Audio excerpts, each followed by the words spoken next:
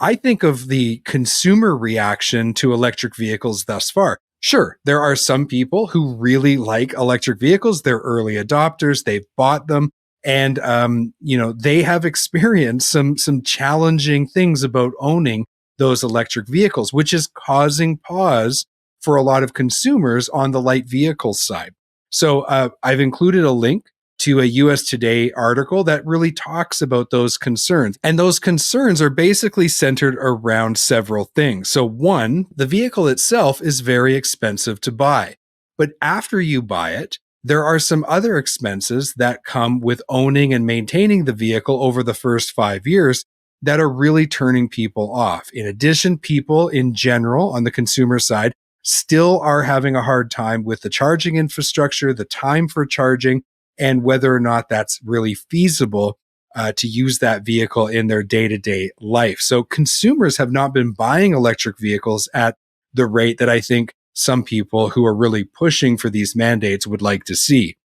On the trucking side of it, of the equation, the sentiment is arguably even more strong against EVs. The Globe and Mail reported that drivers say they don't believe electric vehicles can produce the sustained power needed for the loads and the distances that have to be traveled here in North America. And worse yet, when you need to refill the batteries, truckers are concerned about the length of time. One person interviewed in that article said it would take half a day to recharge the battery. So obviously these things are a moving target. The technology is evolving all the time, and the manufacturers of EVs are trying to solve these problems. And no doubt in time, they're going to solve a number of them. The question isn't whether or not we should go with EVs or not.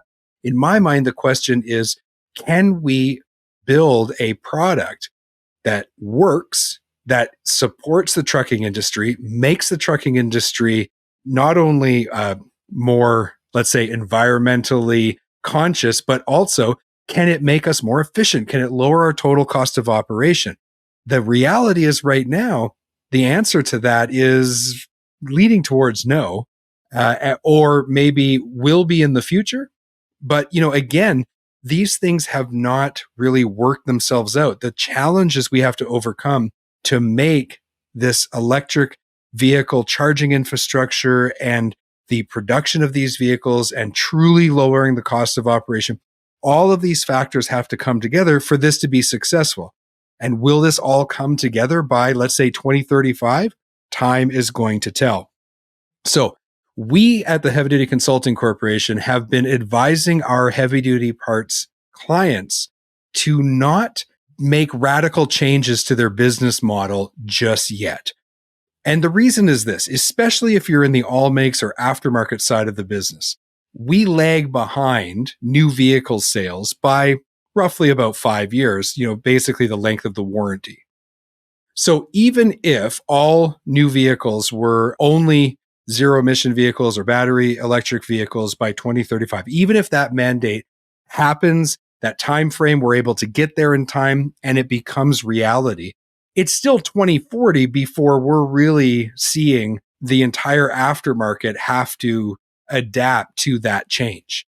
So although it is prudent to keep an eye on it and to make logical choices to move our companies towards a future where maybe ICE vehicles are not even in production, we don't want to make radical changes to our business model now in 2024 and really hurt our financial position, which will eliminate our ability to adapt in the future. So we have to be logical about this. And the reason I bring this up is simply because we are starting to see, as we approach, as the days and weeks and months go by, and we start to approach these hard deadlines that some governments have mandated, we're starting to see that maybe adjustments will have to be made. So again, I'm not really speaking of whether I personally am for or against this.